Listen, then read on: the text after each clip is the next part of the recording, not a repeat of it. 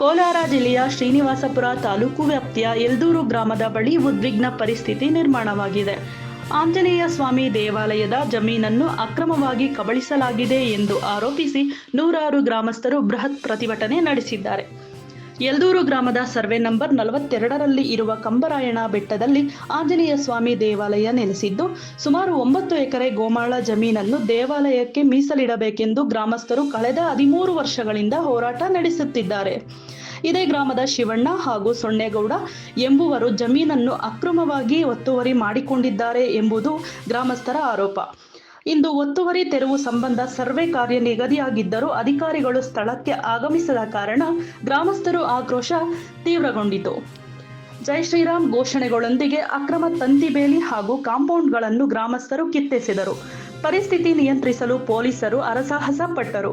ತಕ್ಷಣ ಒತ್ತುವರಿ ತೆರವುಗೊಳಿಸದಿದ್ದರೆ ಉಗ್ರ ಹೋರಾಟ ನಡೆಸುವುದಾಗಿ ಗ್ರಾಮಸ್ಥರು ಎಚ್ಚರಿಕೆ ನೀಡಿದ್ದಾರೆ. ಶ್ರೀನಿವಾಸಪುರ ಪೊಲೀಸ್ ಠಾಣಾ ವ್ಯಾಪ್ತಿಯಲ್ಲಿ ಬಿಗುವಿನ ವಾತಾವರಣ ಮುಂದುವರಿದಿದೆ.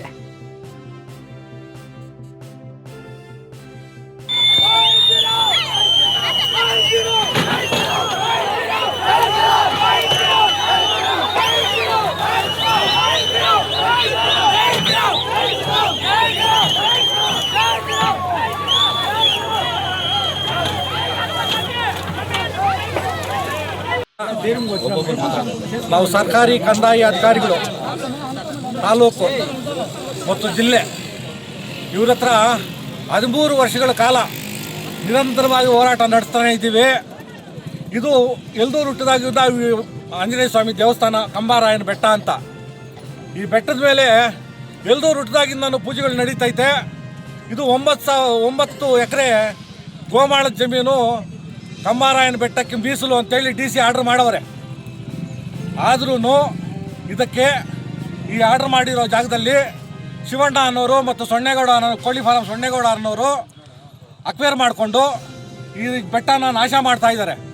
ಇದು ಪರಿಸರಕ್ಕೆ ಸ್ವಲ್ಪ ತೊಂದರೆ ಆಗ್ತಾ ಇದೆ ಮತ್ತು ಬೆಟ್ಟಕ್ಕೆ ಹಾನಿ ಆಗ್ತೈತೆ. ಇವ್ರಿಗೆ 11 ವರ್ಷದಿಂದ ನಾನು ಯಲ್ದೂರು VA ಇಂದ ಹಿಡಿದು ಪ್ರಧಾನ ಕಂದಾಯ ಕಾರ್ಯದರ್ಶಿಗಳು ಬೆಂಗಳೂರು ಅವ್ರ ತನಕನೂ ನ್ಯಾಯಕ್ಕಾಸ್ಕರ 13 ವರ್ಷಗಳು ಹೋರಾಟ ಮಾಡಿದ್ರು ಯಾವುದೇ ಕಾರ್ಯಕ್ರಮ ನಡೆದಿಲ್ಲ. ಇಲ್ಲಿ ಒತ್ತುವರಿದಾರರು ಮತ್ತೆ ಬಂದು ಈ ಬೆಟ್ಟನ ಹಿಂಗೆ ನಾಶ ಮಾಡ್ತಾನೆ ಇದ್ದಾರೆ. ನಾವು ಒತ್ತುವರಿ ಮಾಡಬಾರ್ದು ಅಂತೇಳಿ ಅರ್ಜಿಗಳು ಕೊಡ್ತಾನೇ ಇದ್ದೀವಿ. ಆದ್ರೂ ಯಾವುದೇ ಒಂದು ತರನಾದ ಕಾರ್ಯಕ್ರಮ ತಗೊಳ್ಳಿಲ್ಲ ಅವ್ರ ಮೇಲೆ. DC ಫೋನ್ ಮಾಡಿದ್ರು ಈ ತಹಸೀಲ್ದಾರ್ ಅವ್ರ ಮೇಲೆ ಭೂ ಕಬಳಿಕೆ ಕೇಸ್ ಹಾಕಿ ಅಂತ 21ರಲ್ಲಿ. ಆದರೆ ಅವರು 21ರಲ್ಲಿ ಶಿವಣ್ಣನ ಮೇಲೆ ಕೇಸ್ ಆಗಲಿಲ್ಲ. ಒತ್ತುವರಿ ತೆರವು ಮಾಡಿ ಅಂತ 21ರಲ್ಲಿ ನಮಗೆ ಈ ಲೆಟ್ರ್ ಕೊಟ್ಟರು, ತೆರವು ಮಾಡಲಿಲ್ಲ. ಇದು ರಾತ್ರಿ ಹೊತ್ತು ಸಂಜೆ ಹೊತ್ತು ರಜಾ ದಿನಗಳಲ್ಲಿ ಬಂದು ಈ ಬೆಟ್ಟನ ಹಿಂಗೆ ಸರ್ವನಾಶ ಮಾಡ್ತಾ ಇದ್ದಾರೆ. ಸರ್ವನಾಶ ಆಗೋಗಿದೆ. ಇವಾಗ ಇಲ್ಲಿಂದ ನಾವು ಮೇಲೆ ಮೆಟ್ಲತ್ಕೊಂಡು ಹೋಗ್ತಾ ಇದ್ವಿ ಮೇಲಕ್ಕೆ.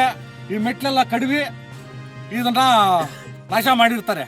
ಇವ್ರ ಮೇಲೆ ಅಗತ್ಯವಾದಂಥ ಕಾರ್ಯಕ್ರಮ ಕೈಗೊಂಡು ಅವ್ರ ಮೇಲೆ ಕ್ರಿಮಿನಲ್ ಮೊಕದ್ದಮೆ ಮೂಡಿ ಈ ದೇವಸ್ಥಾನದ ಜಾಗ 9 ಎಕರೆನ ಸಾರ್ವಜನಿಕವಾಗಿ ಉಳಿಸ್ಕೊಟ್ಟು ಇಲ್ಲಿ ಉದ್ಯಾನವನ ಮಾಡಬೇಕು ಅಂತೇಳಿ ನಾವು ಪೂರ್ತಿ ಬೆಟ್ಟದಲ್ಲಿ ಸುತ್ತೂರು ಮರಗಳು ನೆಟ್ಟಿದ್ವಿ. ಆದ್ರೂ ಈ ಮರಗಳು ಎಲ್ಲನೂ ಕೊಯ್ದಾಕ್ಬಿಟ್ಟು 400 ಮರ ಇಲ್ಲಿ ಕೊಯ್ದು ಮತ್ತೆ ಅವ್ರು ಇದು ಮಾಡಿದ್ರು. ಅವ್ರ ಮೇಲೆ ಯಾವುದೇ ಆಕ್ಷನ್ ತಗೊಳ್ಳಿಲ್ಲ. ನಮ್ಮ ಮೇಲೇ ಕೇಸ್ ಹಾಕಿದ್ರು. 4 ವರ್ಷ ನಾನು ಮಾಡದೇ ಇರೋಂಥ ತಪ್ಪಿಗೆ ನಾನು ಕೋರ್ಟ್ ಅಳಿಬೇಕಾಯ್ತು. ಅವ್ರ ಹತ್ರ ಹೋದರೆ ಕೇಸ್ ಹಾಕ್ತಾರೆ, ಇಲ್ಲ ಅಂದರೆ ಪ್ರಾಣ ತೆಗಿತಾರೆ. ಅವರು ಗೂಂಡಾಯಿಸಂ ಮತ್ತು ದೌರ್ಜನ್ಯದಿಂದ ಇಲ್ಲಿ ಕೆಲಸ ಮಾಡ್ತಾ ಇದ್ದಾರೆ ಅಂತ 13 ವರ್ಷಗಳ ಕಾಲ ಸರ್ಕಾರದ ಕಂದಾಯ ಅಧಿಕಾರಿಗಳಿಗೆ ಅರ್ಜಿಗಳು ಕೊಟ್ಟು ಸಾಕಾಗಿದೆ. ಇವತ್ತು ಊರಿನ ಸಮಸ್ತ ನಾಗರಿಕರು ಸೇರಿ ಇಲ್ಲಿ ಧರಣಿ ಸತ್ಯಾಗ್ರಹ ಮಾಡ್ತಾ ಇದ್ದೀವಿ. ಈ ಧರಣಿ ಸತ್ಯಾಗ್ರಹದಲ್ಲಿ DC ಕೊಟ್ಟಿದ್ದೀವಿ, ತಾಲೂಕು ತಹಸೀಲ್ದಾರ್ಗೂ ಕೊಟ್ಟಿದ್ದೀವಿ. ಮಾಡ್ತೀವಿ ಅಂತ ನಾವೇನು ಹಂಗೆ ಬಂದು ಇಲ್ಲಿ ಧರಣಿ ಮಾಡ್ತಾ ಇಲ್ಲ. ಇಲ್ಲಿ ಬಂದು ನಮ್ಮ ಸಮಸ್ಯೆಯನ್ನು ಪರಿಷ್ಕಾರ ಮಾಡಿಕೊಡ್ಬೇಕಂತೆ ಕೈ ಮುಗಿದು ಕೇಳ್ಕೊಳ್ತಾ ಇದ್ದೀನಿ ತಾಲೂಕು ಕಂದಾಯ ಅಧಿಕಾರಿಗಳನ್ನ.